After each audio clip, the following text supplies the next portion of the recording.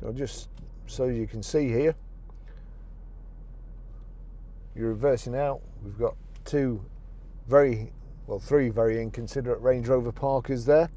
And so from here, if I click, is it that one? Yes, it's that one. So I'm reversing out. As you can see, I can't see a thing for this huge Range Rover here, but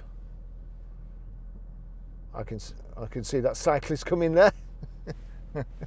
Hey, I promise you, I didn't pay him anything to do that. But I think if it had been in any other car, he might have been going through a ride along the boot. Anyway, he shouldn't be on the pavement. So great system. And you can also do the same. You can also do the same with the front. Wind it up to the front there, and there you go. You've got the front cameras. Brilliant system. Very, very good.